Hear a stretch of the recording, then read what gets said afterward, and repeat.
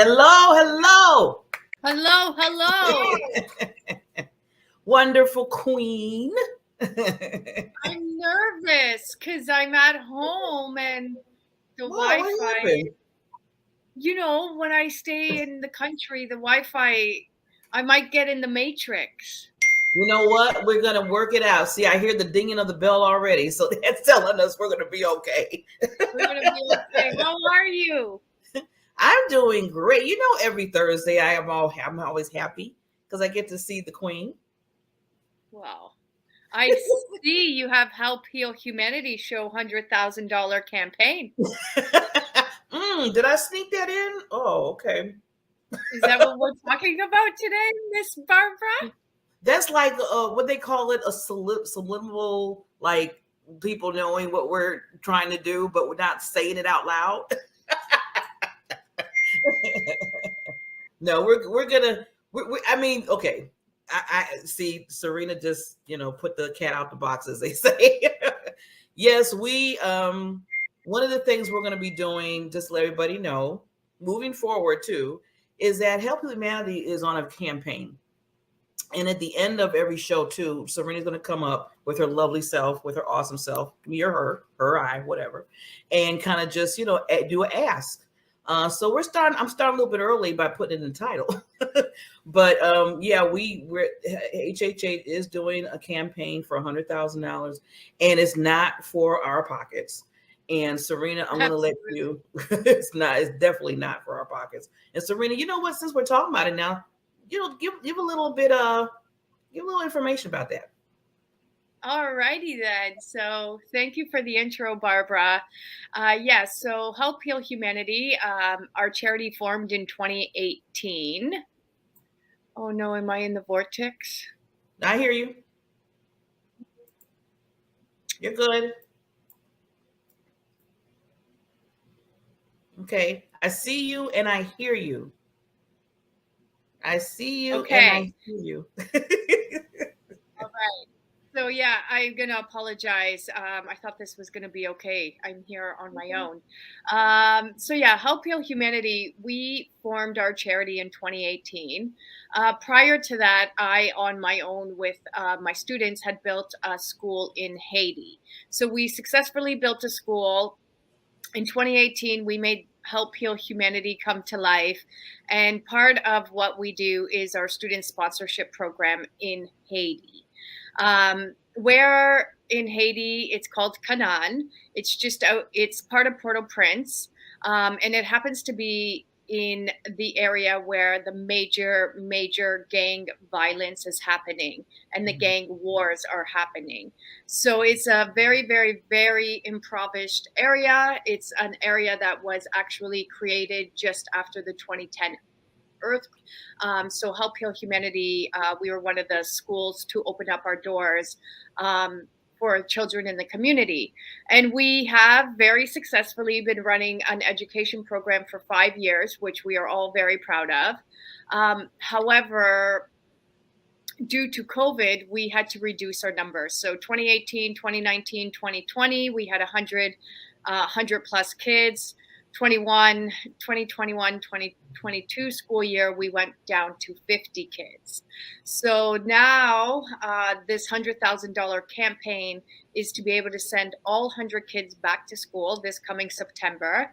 And not only are we hoping to provide their education fees, all their school fees, their textbooks, 2 uniforms, school bags, school supplies, but the malnutrition rate in Haiti has gone up like 80% in the past year with gun violence and gang war and, political unrest. And so this year we are hoping to implement a daily meal, as we know that is the only meal our students receive in a day. And because the malnutrition is so intense and so severe right now, it's actually causing a disturbance in their learning. So in order to keep our program thriving and our students thriving and our routines in place, we really want to give them a meal program at least once a day. So the $100,000 campaign, again, is to bring 100 kids to school this September, full education fees, textbooks, uniforms, school bags, school supplies, 2 daily snacks, a bottle of water, and a hot cooked meal at lunch. So that is our goal. And I'm just, hoping, praying that everybody on the board and everybody who's listening to us will do just a little bit. Hopefully some people who have the bigger pockets can do bigger donations. But this is a really, really big global community effort. So if everyone just gave, $5 here, $5 there, all that really does amount up to significant change. And so this is what we're trying to do. And we're really focusing our efforts on that, especially over the next 8 weeks, 12 weeks. I put myself on mute because I want everybody to hear the wonderful Serena. So 12 weeks, that is very short. It's like right around the corner. You look up, we're already in August. And I was just thinking about that the last night. I was like, wow. I was just thinking about June. We're in August right now. And kids go back to school, like you said, in September. So we have that, that little, thing to say, okay, we need to make this money. Now, I want to say this, and I presented this to Serena too the other day. I said, I asked her, I said, so for one child, let's just do some math here. Because when you see a big number like 100,000, you're like, ugh, But if you kind of break it down in chunks, then it becomes more manageable in your mind. So you have a child, let's just say, because we want the meal prep plan too. Because as Serena said, they only get that one meal. So if they don't get that one meal from the charity here, they don't get fed. That is, just sit back and pause for that for a minute. Everybody can, if they get hungry, they can go to McDonald's, they can go around here, they can fix them, they go to the grocery store. They can't do that. That's why they need us. So with that alone, Serena, now help me if I'm wrong, if I do the numbers wrong, isn't it per child $500 with the education, but it's $1,000 for if it's the meals included? Yes. Okay. So let's take the $500 first. Let's say we want to get that education going. We want to get them to school, right? So then you say to yourself, well, I don't really have $500 either. Well, you know what? If you divide that 500 into 3, how much is that? Maybe 150? 150 now? Nope, 175. 175? Okay. Probably manage that, right? And then you say to yourself, who is 2 other friends, family, or just associates that might have another $175 with that they could just do that one time or whatever? If you do 3 times, in the vortex. Yeah, you're in the vortex. I'm still talking. So if you times that by 3, that's the $500. That will help one child. So see, when you start basically, taking that big number and just putting it in little tiny number, then you say, I think I can do 175. And I just use that as an example for 3. Say you want to split up into 4. That's less on you, less on the other people. So I'm just trying to make people see that there's a way to do it. Now, we always ask for anything. I'm not saying, okay, just do this and then you can't give nothing else. If you can give $5, we're like, yes, thank you so much. But we're just trying to show you that, each child and how the expense is for each child. And if you can do like a team tag of people, that might be a little bit easier for you to manage as far as finances. So I just wanted to bring that out. And you can do that with the 1,000 too. The 1,000 includes for each child with the food prep. Remember, again, that's the only food they're getting if they don't get it from us. So divide that out. Have an HHH party. Invite me and Serena. Believe me, you get Serena there, she's going to have the party. By the time everybody listens to Serena, they're going to be like, okay, let's do this. Let's go, charge. Look at her. She goes like that, but she's a bolt of just energy and of love. And that's the reason why I signed up to be a volunteer for HHH, because just knowing Serena alone pulled me, but just understanding how it's helping so many individuals, small, I call them the little, the short people, the young people in our world that needs us, because they can't go to work. They don't do all that. They can't do that. So we have to be there for them. Right, Serena? Right. I know she's in the vortex right now. So I'm gonna put Serena there. I'm gonna put you down and bring you back up when you get fixed. Okay, let's see. Yeah. So I'm going to keep it going because I know she's working with her internet. She's in the, as she always says, she said, I'm in the country. This is not doing right. But that's okay. When she comes back up, we'll bring her up. And when she, can't do it, we'll bring her up again. That's just how we do it. We're a team. We are a team. So I want to keep going because we do have a guest tonight as well. When we do our weekly, I'm just making sure I got Serena just to bring up when she's ready. We do have our weekly. Okay, that's not okay. We do have our weekly shows every Thursday, 9:00 Eastern time. And with the show, the first half is like a teachable moment, something that you can learn from regarding nonprofits, learning more what HHH is doing, Help Humanity is doing in the world. We want to keep you with what's going on with the trends with HHH. And then the second half, we talk to other nonprofits. So we was thinking to ourselves, I said, wouldn't it be nice to learn other nonprofits besides, that's doing so many things for the world, and ever since we had started the show, me and Serena, I've noticed that all the nonprofits that we bring on, her and I, every time we're done with the show, we're like, OMG, we did not know that there was a nonprofit out there that was helping out, like the children or, different areas. I mean, we had nonprofit on about basically getting bras for women. And we were like, that's kind of interesting. But found out that the homeless women, and the women are out there that can't afford, they didn't even have a bra they can wear. And there's an organization that's handling that.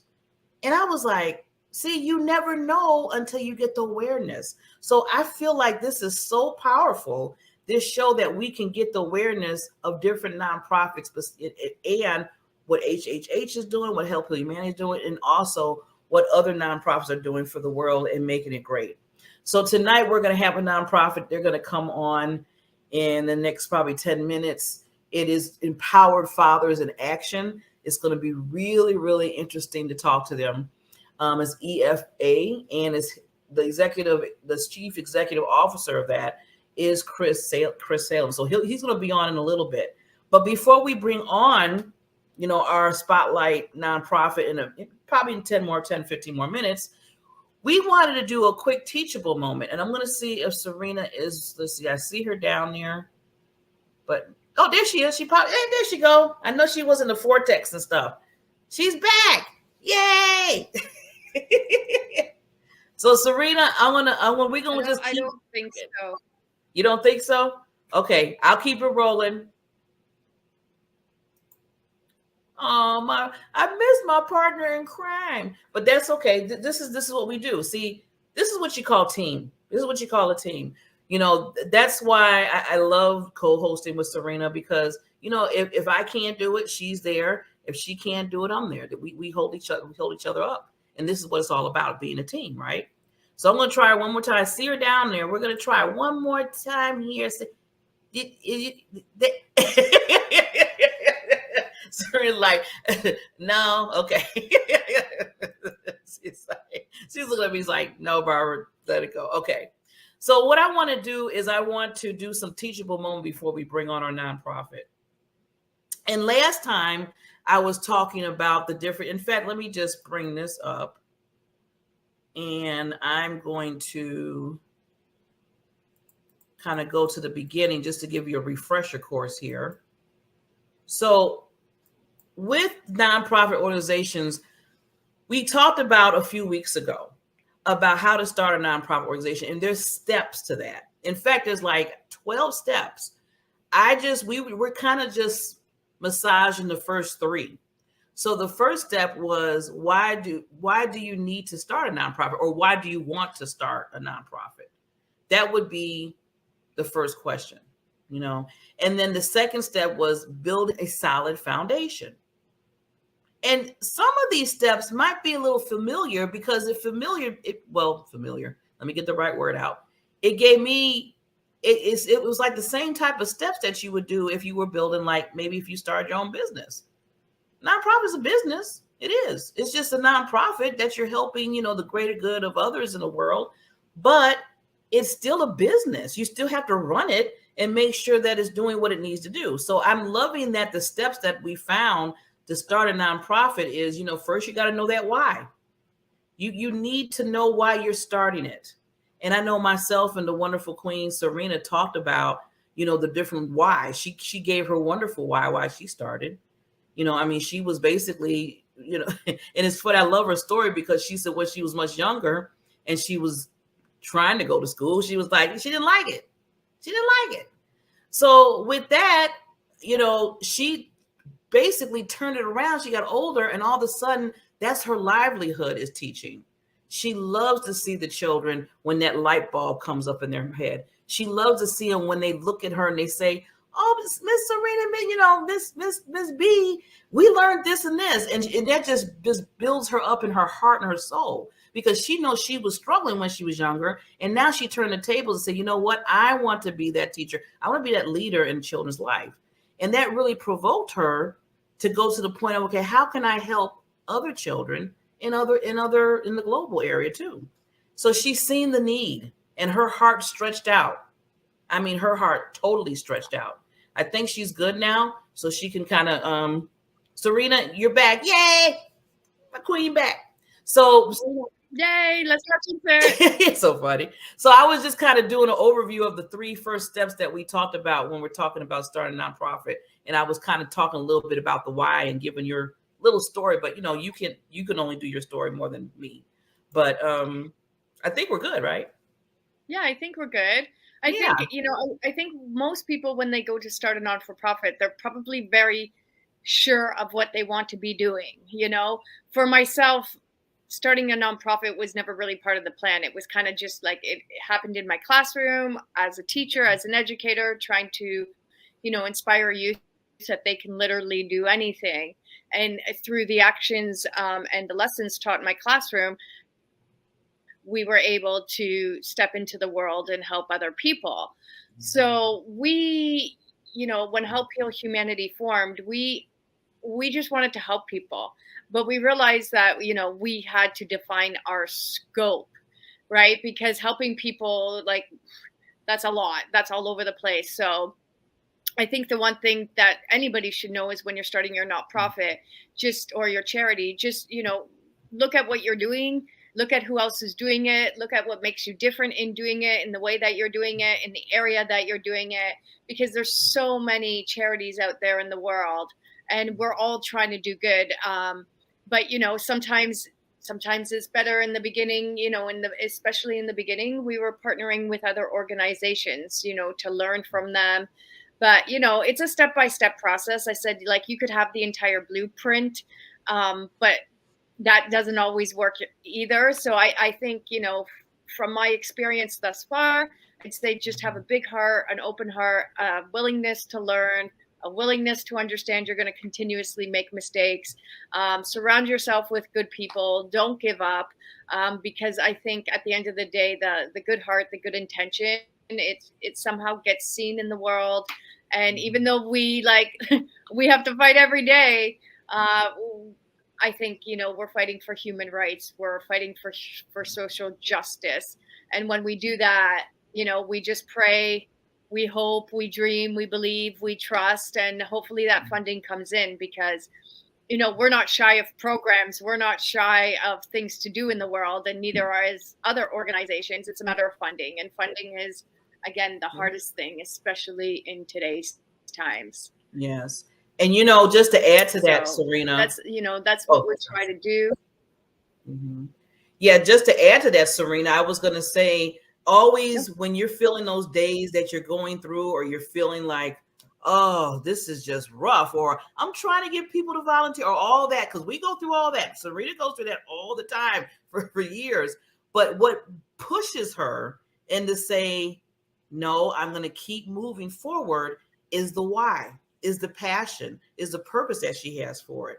And that's why it's so important to have that at the top of your list when you're building your foundation of your nonprofit, because there's going to be those days, and you got to remind yourself that, you know what, I'm doing it for those children. I'm doing it for the ones that's not going to see any kind of food today. You know, when that gets in your back, it just pushes you to say, you know what, I'm going to go a little bit more here. Yeah. See, that's right. I love her so yeah. So I want to talk a little bit about Serena, about the No, business it's plan. so true. You know, I especially we at age, you know, Go ahead. I think we have a. so can you hear me okay?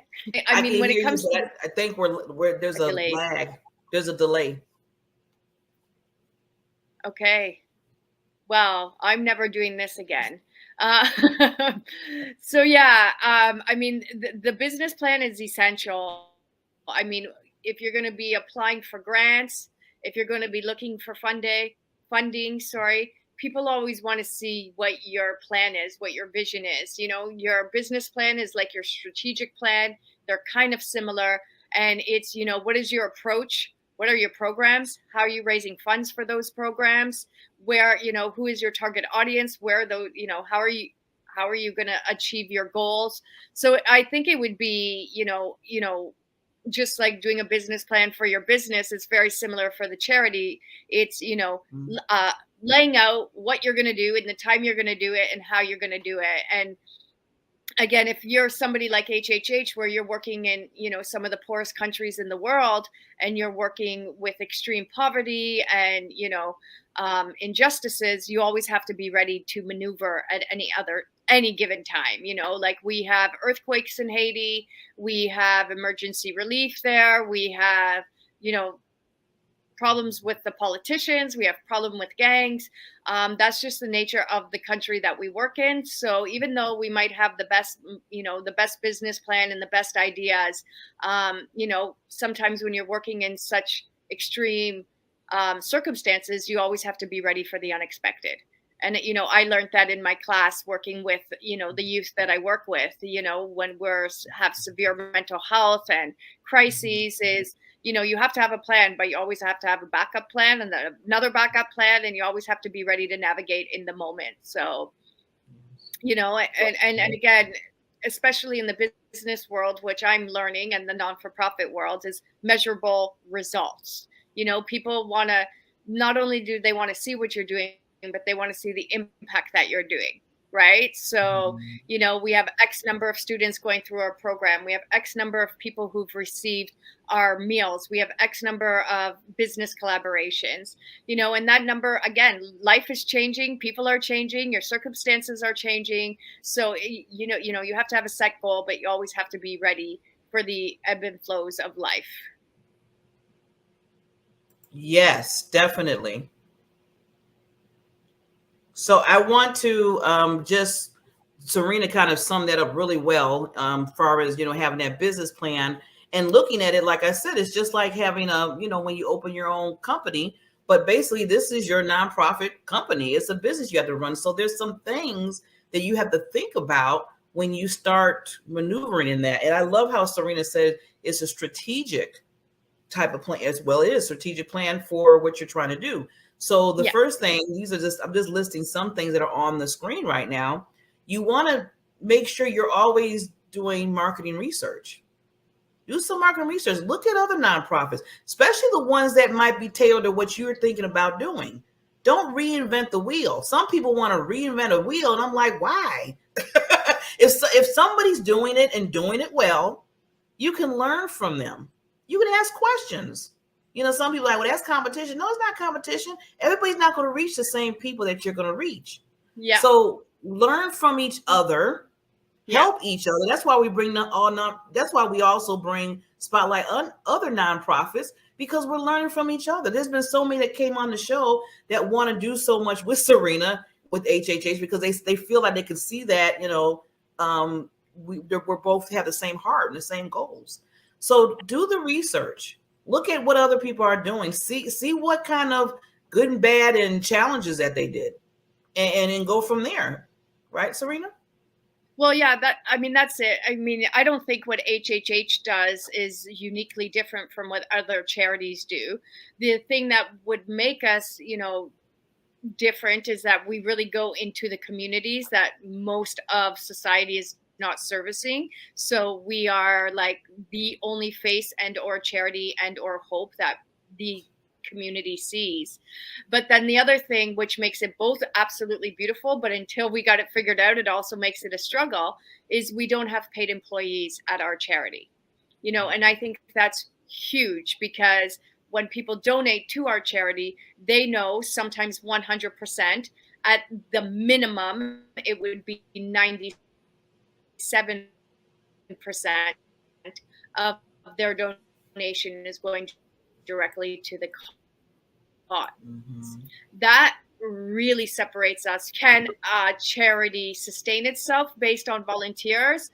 That is the question that we are still trying to determine. And, I think that's the hard part, is because volunteers come and go, board members come and go, but how do you keep the charity going, and how do you keep your volunteers engaged? Because at the end of the day, they are giving their time and their energy. And so they need to be appreciated. They need to feel loved, and you need to try to hope that they stay. But, it is a high turnover rate when it's volunteer. So I think, minimally, if people can get funding, which HHH hopefully should start to look into, is how do we get funding for at least one, 2 people at full time with a salary, so that we can keep that level of commitment going. Yes, definitely. And the thing, I always take it back, Serena, where when you have because it's a volunteer organization, like you said, and they're not getting paid, is that you have to have that buy-in, what I call quote buy-in, from them, so they know what the why is. Now, we know your why, and we know you just have a heart of gold. You just have a heart of gold, and you want to help children. So people that are going to volunteer, you have to see how their hearts are. You have to see where their mind is at. And then you got to check on and then you go into the part of, okay, how much time can you, that's the other part of it. But you really need to see, are they with Serena? Are they with Helping Humanity? Or do they believe in the cause? Do they believe in the purpose? And that's where you can hold on to some of those volunteers, because when things get kind of rough, like we said, a little rocky, and then they're always going to say, you know what, Serena, it's getting rocky, but I'm bought into this. I believe in this. I believe in the cause. Yeah. So I know, like we've discussed this before, choose your board wisely, because your board is actually responsible for your charity. As the CEO and founder, I am not I might have the vision, I might have the plans, but actually I don't control the board. The board actually makes the decisions. So, that's why they say you choose your board wisely, because they have the voting power and they have the say to make the vision come true or not. And again, these are things that you learn along the way. I think as long as your heart, I think tenacity is key here. Determination, tenacity, not giving up, not believing, and knowing that, even when it gets tough and even when it's hard, this isn't about you. You are in an industry where if you are doing it for the right reason, and the right reason is the greater good of others, it's not about your feelings and emotions. It's about what you're doing for others. Queen, you hit it right on the head. Yes, it's about what you're doing for others. It's not all about you. That's why I always say, take you out of it and put them in it. When you start putting you in there, that's when some problems happen. It's like, well, I want this. Why did this? And then you hear all that going on, and then nothing's being done for the individuals that you're trying to help. Yeah. So I know we got a few more time before we get to our spotlighted nonprofit guest, who is in the virtual room, and it's going to be an awesome conversation, I know, from Christopher Salem. And I just want to say, Serena, I know you're in the vortex sometimes, so we'll work with you. Yeah, there we go. I knew that was going to happen. She'll be back. So just to wrap up our teachable moment session right now, and thank you, Serena, for again, talking about that why, because it's so important. I mean, that's like we talking about the foundation of your nonprofit. That's the foundation. Believing in what you're doing, believing in the why, believing in the people that you're trying to help. So Serena made that very, very clear. And that's one of the reasons why I became a volunteer. Serena's CEO of Help Heal Humanity, and she is amazing. I'm going to keep saying that because she is. But I became a volunteer because I bought into the vision. I bought into the why. I bought into that children need help in the different countries. I bought into the fact that if they're not getting food plans from us here through Help Heal Humanity, that they're not getting fed at all. That right there should just totally just somewhere down in your brain and in your heart should tell you that we need to be doing something for children. We need to be doing something for these children in the United States and in the global. So with that, let's see if I can get Serena back. Let's see, Serena, you back, lady? I'm back. I'm here. You're back for a minute. Okay. We're going to keep, yeah, I hear you. Now there's a little delay. So maybe I should go real slow. But yeah, we're gonna give our sponsors some love. And then, before I give some sponsors some love, I want to introduce, because I want to make sure he has all the time to talk about his platform, because I've been reading it, I've been looking at it. And Serena, this is another amazing nonprofit we're going to have on. So it's called EFA, Empowered Fathers in Action. I'm just looking at the title, I was like, yeah, this is going to be. So united in their concern for America's current generations of young men, Joseph Cohen, Christopher Salem, both fathers who care deeply for their sons, and Davey Williams, all authors, speakers, and coaches, have developed a broad spectrum of resources that will provide fathers with the insight, information, and tools they need to play a more engaged, supportive, and influenced role in the lives of their sons. The fathers of daughters will this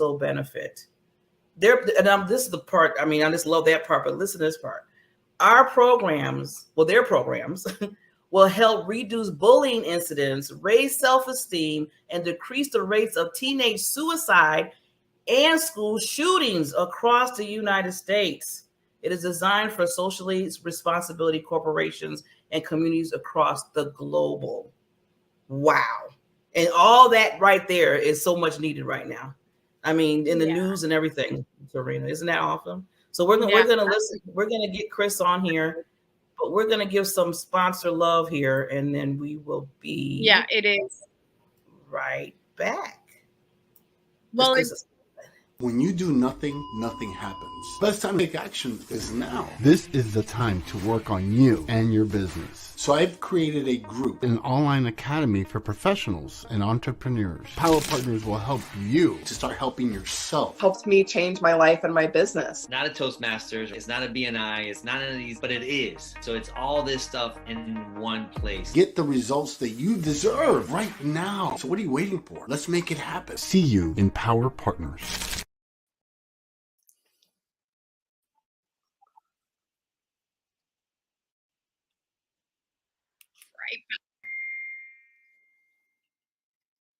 Created a group, an online academy for professionals and entrepreneurs. Power Partners will help. Now it seems like I went to the vortex. Hi, Chris. How you doing? I'm doing wonderful. I know Serena's having a really bad internet issue, so we're working with her here. It happens. That's the reality of the world we live in with technology, right? I know. So just to introduce us, because me and Serena, we host this show every Thursday. We co-host it. Basically, Help Heal Humanity, created from her nonprofit organization called Help Heal Humanity. And we decided to say, you know what? Not just half of the show talking about what's going on in the HHH, as we call it, but we wanted to spotlight other nonprofits. And I'm telling you, Christopher, with yours and a lot of other people that are coming on, it's just been blowing our minds of how many people are just, the hearts are out there. And your heart alone right now, I just want you to I'm just reading that. I just got excited. You can hear it. So give us a little bit about what you do. Sure. And then we go into some questions. Well, first of all, I want to thank both of you kindly from our hearts, not only from myself, but from everybody at EFA Movement for having us here tonight. It is a pleasure to serve. It's through partners like yourself that we're able to, leverage that, what we're doing and how we can help, the world be a better place. So what I do is I'm a CEO and co-founder of Empowered Fathers in Action. We're a 501c3 organization dedicated to helping and empowering fathers really step up in their roles to be more than just providers, but play an instrumental role in the development of their children. Even though we started off primarily with sons, because we felt there was a strong requirement in that area, but this also applies to daughters as well. And we feel that if men can really step up in that role and play a more instrumental role in their development in terms of confidence and self-esteem, this is going to shape our future leaders in our homes, in our communities, and our businesses. And we are committed to lead by example and provide the tools, resources, and awareness to allow other facilitators and families to be able to tap into these things, to really work on themselves so they can be better examples and resources for their children. And we're not limited to just the dads. We also include the moms as well, because we feel that it's a two-way street. You know, when you're growing up, you got to have a mom, a dad. And if you are from a single parent household, then it's either, you know, we can help the mother, but also work on where can we have a father-like role that could help, in this case, more or less a boy and a girl, so that could help shape them to become everything they're meant to be when they come into the world. So we are committed to impacting millions and millions of people worldwide. And it's through the help of people like yourself that we're able to get that message out there. And it is a pleasure to be here. Well, I'm super stoked to have you. You know, I was a special education teacher for 15 years. I guess I still am. And so I worked with some of the most at-risk youth. And unfortunately, as you say, the majority of my students, unfortunately, were young Black males, because they were the ones that were, you know, in the system. And a lot of them, like you said, were without fathers and or vice versa. So, you know, it's exciting to me to know that there's a service like you out there, because I think it's so important in kids' development.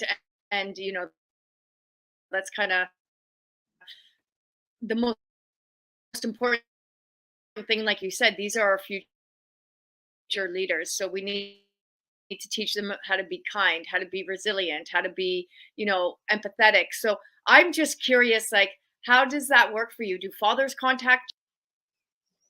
Yeah, no, it's a great question. Yeah, it works where either the fathers can reach out to us directly. We host workshops, whether it's virtual and in person, depending upon their location. If we have facilitators, we're looking to bring on more facilitators to be certified in this process. Also, we work with schools in terms of, we have a curriculum program that we offer for schools as well. That could be for public schools, chartered schools, and private schools as well. And we also work through community centers and corporations as well. So we look at multiple touch points and how we can really create awareness to people that really see the importance of this, because we're looking to help people develop their own way of thinking, a different way of thinking, to take more ownership over their role and duties in life, and not feel they have to be dependent upon everyone in order to move ahead. We're all about empowering one to control the control they can, let go of what they can't. And through that level of confidence, we can bring people together where we complement one another, not depend upon each other. There's a big difference. Codependency is something that runs rampant in all types of societies worldwide. It's in government, it's in the schools, it's in families, it's in businesses, and it just leads to managing the problem and mediocrity. We're all about committing to that we could all reach our full potential. We could all complement each other. It's not about competition to outdo one another. It's about how do we serve each other by owning up to our role and duties in life and business, being accountable, and now complementing at a higher level to really elevate the world we live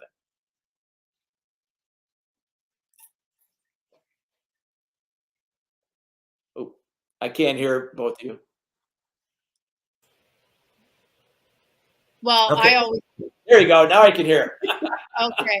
Well, no, I mean, I absolutely adore what you're doing. It's kind of what HHH is hoping to do in the world, right? Like, the ultimate thing of what we want to do is to teach the life skills, teach the social skills, teach people how to be human. Yes, we believe in education, but there's also that other social emotional concept that is not really being delivered.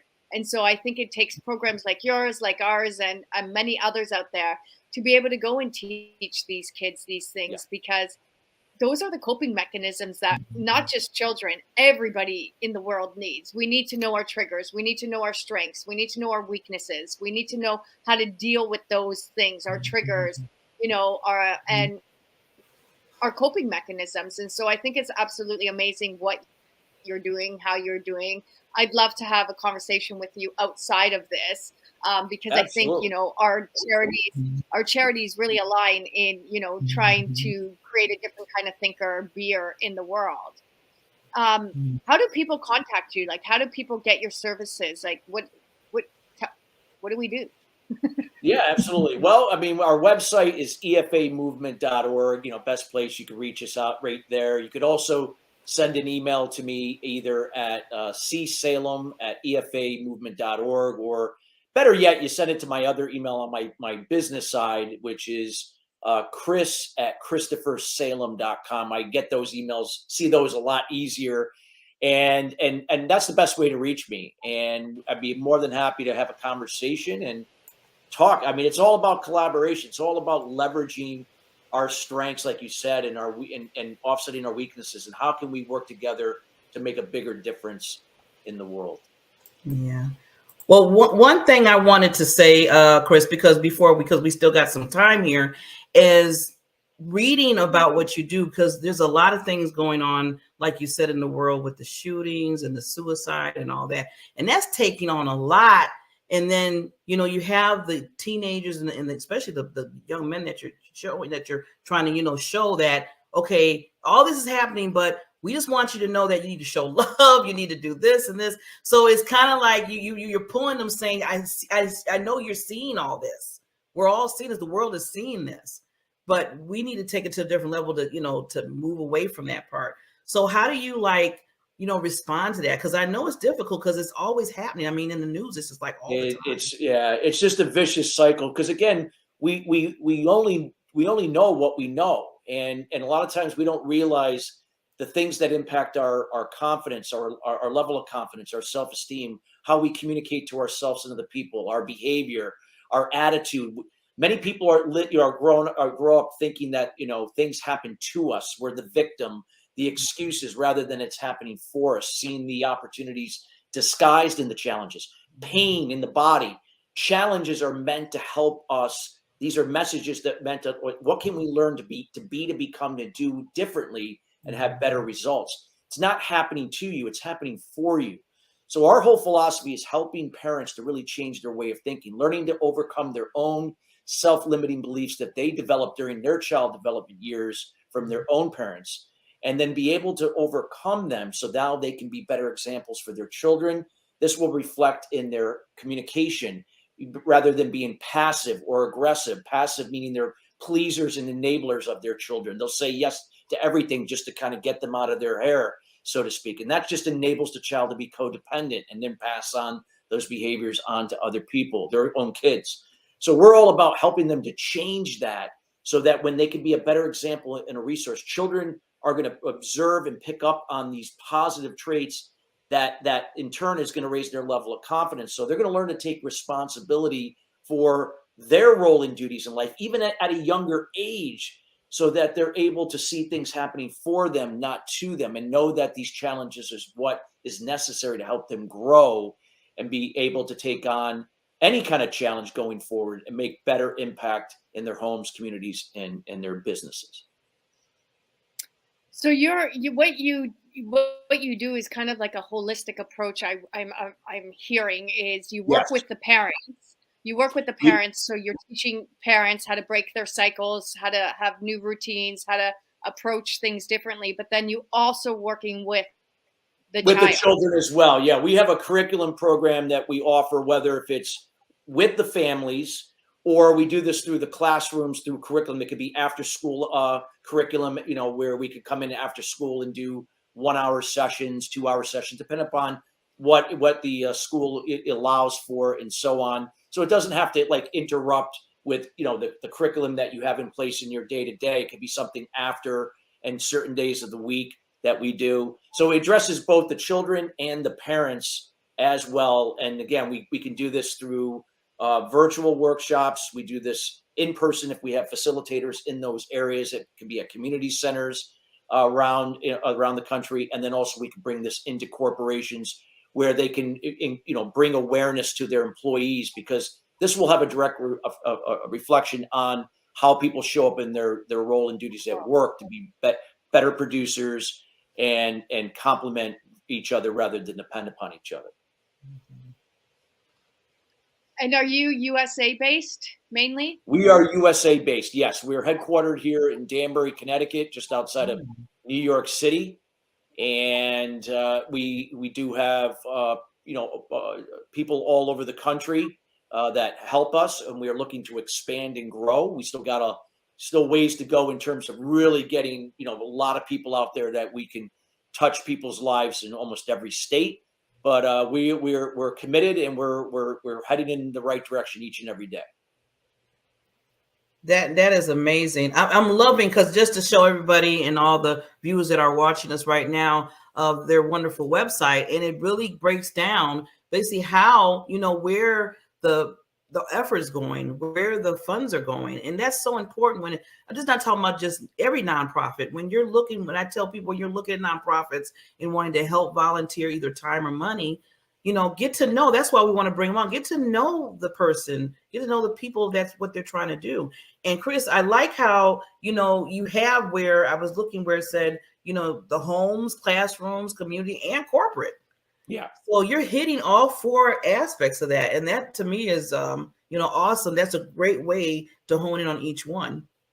Yeah. It just adds value, because a lot of the principles we teach will help people to perform better in their jobs, and also as parents, as spouses, and so on. So this really is like both life and business skills, in this case for parents, but for children, just teaching them how to think for themselves and learning how to become problem solvers early rather than later, and really learn how they can really, through raising their level of confidence, can learn to communicate from what I like to call their inner champion rather than their inner critic, and how that assertive communication in an interdependent way versus a passive or aggressive in a codependent way will impact their behavior, their attitude, their emotions, because emotions are happening for you, not to you. And while emotions can be negative, the primary emotion can be negative at first, they can learn that by taking just one breath, they can choose to respond from a positive emotion. A lot of people react out of their initial emotion, and they may say something that they will regret, or they'll do something that they could regret, like shooting up a classroom and then realizing just, what did I just do? Because they acted out of frustration, anger that had been built up. So these are the things that we teach that can be changed, that we can rewire this way of thinking. So this will impact them moving forward as they become adults, to be, in this case, more innovative, creative, and just deliver more impact in the world. Yes. Well, I'm like absolutely in love, because I think I'm coming from a place where we've actually seen people lives, community life experience in the classroom. And I was working in partnership with the government, so I only got some of the most extreme cases of child abuse, neglect, and or trauma, and or corrections facilities, mental health places. And I would role play with my students, and they would come up to the front of the desk or come up to the front of the classroom, and we would improvise. How could you do that better? How could you change that?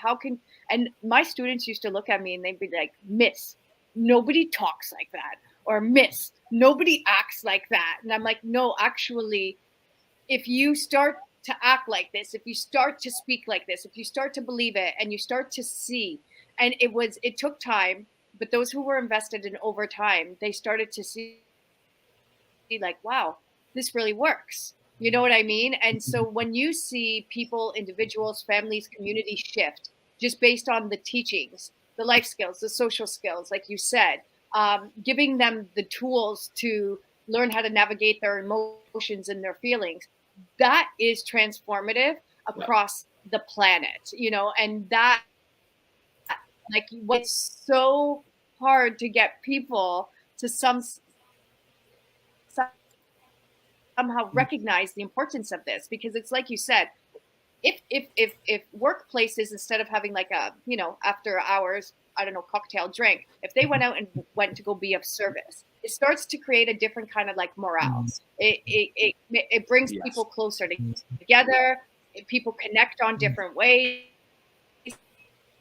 people all of a sudden see things that they weren't aware of and their heart opens up. So Yes. this service work that you're doing, that we're doing, it's really, it's not taught like, come on, use yourself for the greater good of others. You have a lot to give, because when you're helping others, actually your self-esteem, your self-worth, everything rise, your vibrations rise, and that's how change happens. And I just wish the world would recognize how these things that we do are so impactful. So I'm just, I really love what you're doing. I love what you're doing, like you said, from the You parents hit to it the right on students the to button teachers to there. come.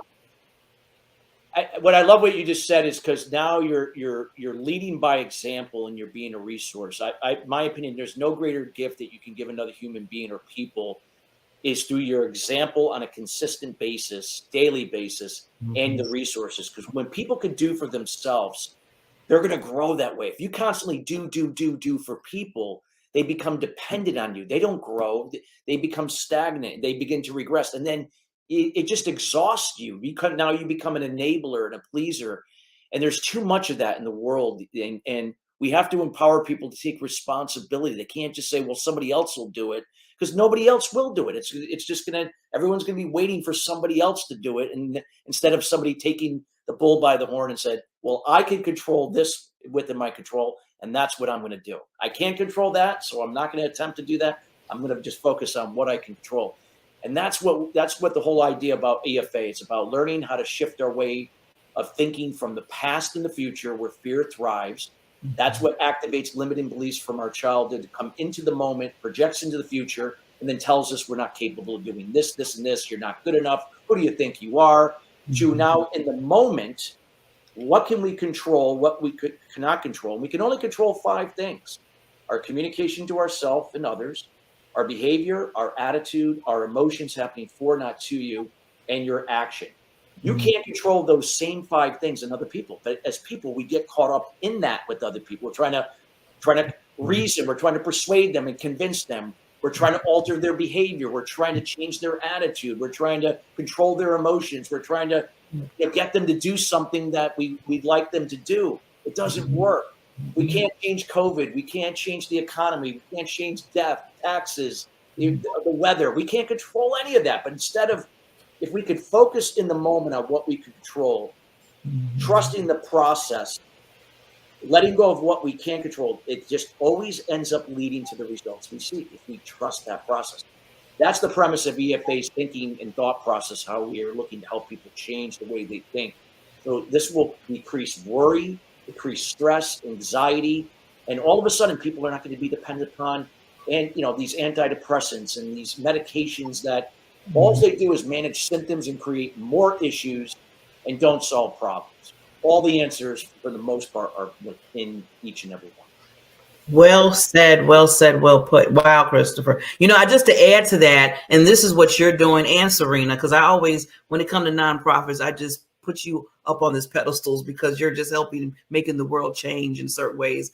But the biggest thing you're doing, Christopher, that I love, and like I said, Serena's doing too, is you're being an example. And we were just saying this throughout the thing, when people see that we had to be an example for them to learn and see what needs to be done. If you're not that example, then they're going to be confused and they don't know what to do. They're like, okay, they're saying what's going on in the world right now.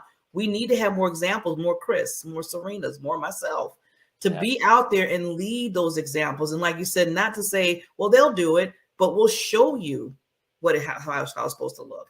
Absolutely. And when you can be synergistic, something what Serena's doing, what we're doing, and now you're going to be more relatable to more people. And that's the thing. And people are looking for things, but if you can, be the example to help them go within that, to do these things for themselves, and then they could pass on that through their example. It's just like a domino effect. It just passes on. People end up picking up on it. That doesn't mean everyone's going to change, but if we can get one person to change and then another person to change, but it's on their time and that they're taking the initiative, no one's forcing them to do something.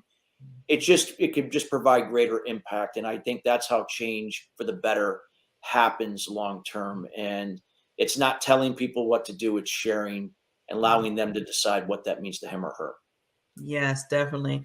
Well, Chris, I know with time, what we usually do is we want to at least give you 30 seconds to say anything that you want to add. Sure. And then we'll close up the show. So we're going to take myself down and Serena, and we'll be right back. Sure. So one of the things that I would just like to leave the audience is a statement that I live each and every day, and we teach and share with everybody that we impact here at EFA Movement. It's a statement called give without expectation. So you're giving from empathy and kindness, not pleasing and enabling, knowing when to establish healthy boundaries so people don't take advantage of your good nature.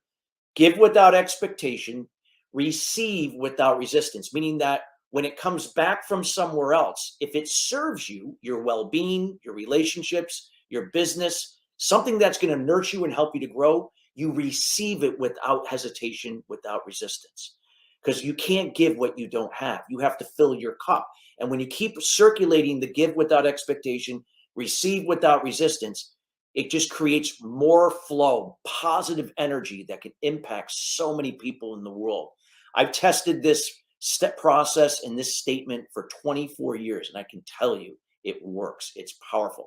Now, I'm just sharing from my experience. I'm not saying that you're gonna believe in that. That's up to you. But I always like to empower people to share that and just give it a chance. Put it up in your mirror, write it out, give without expectation, receive without resistance, and over time begin to see how things start to transform in your personal life and everything that you do. Yes. Amazing. Look at Serena. Love it. See, I mean, there's people like you on this earth. I mean, you and Serena, you can't help but smile and get excited. I love it. I love meeting people like you, Serena, and you, Barbara. It's a breath of fresh air. Believe me. It is. You know what? You inspire me. You motivate me because I think we see that, we know it, we know the capabilities. And it's like you said, I always say, give without expecting anything back in return, and then you'll be rewarded tenfold. It's so you speak my language. You 100% speak the HHH language. I'd love to have a conversation with you outside of here. Yes, please. I'd be happy to chat with you. Set up a time. We can talk on Zoom or whatever platform's comfortable for you. And Barbara, you always find the best guests. You always find the best guests. Well, I had to thank Madeline. Oh, Madeline. Yeah, Madeline hooked up. Yeah, Madeline is the best. I love her. I've known Madeline for quite some time. She's the greatest. I'll call her a rose and a queen. And when she told me about you, Christopher, and I knew you from before because you know Lawana Bradford too. Yes, I've been on Lawana's show, and matter of fact, I'm going to be on her show at the end of this month. See, again, I'm going to be on again. Yeah. See, I love Lawana. She's great. She's great. We're partners in crime. So this is wonderful. See how it's a small world. And so glad that we were able to bring you on to represent your wonderful cause and what you're doing. Now, we always say this too, Christopher, all our nonprofits we bring on Spotlight. You're always welcome to come back if there's some things that you're doing that you want to spotlight, certain events, whatever. Please just tag us and we'll bring you back on. We would love that. Absolutely. We're working on a dad challenge. So once we get it all settled in, we will be in touch. Yeah, definitely.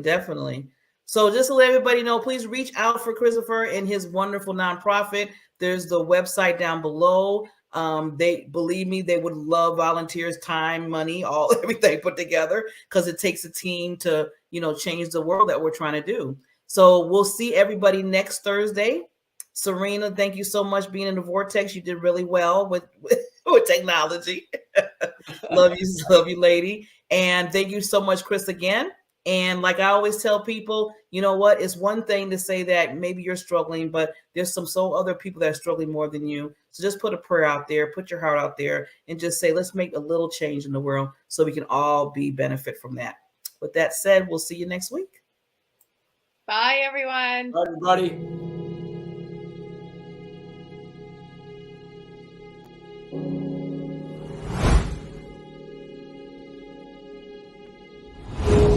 And although it may seem a little mundane, packing up boxes and being on the assembly line, what we're really doing is putting in hundreds of hours into to the people on the streets who need us. And they need us in a way that none of us will ever understand.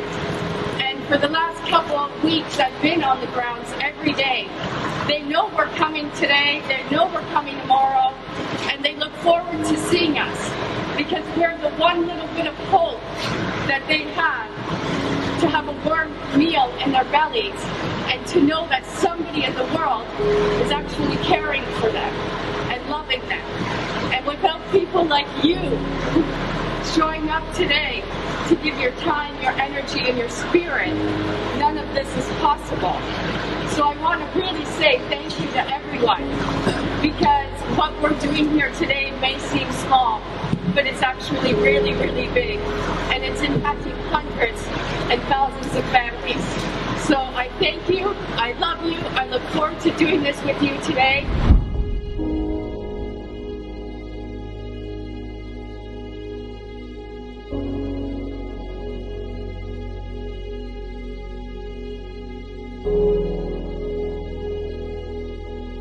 My name is Serena Bufalino, and I am the founder of Help Heal Humanity.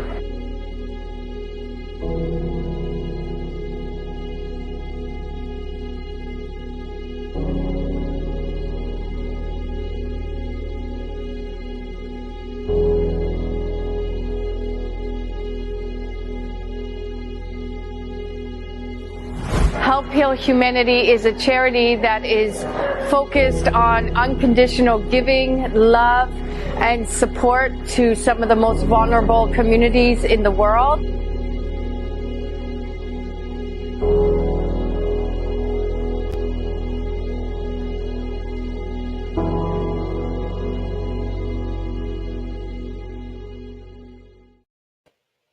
And you thought we was done.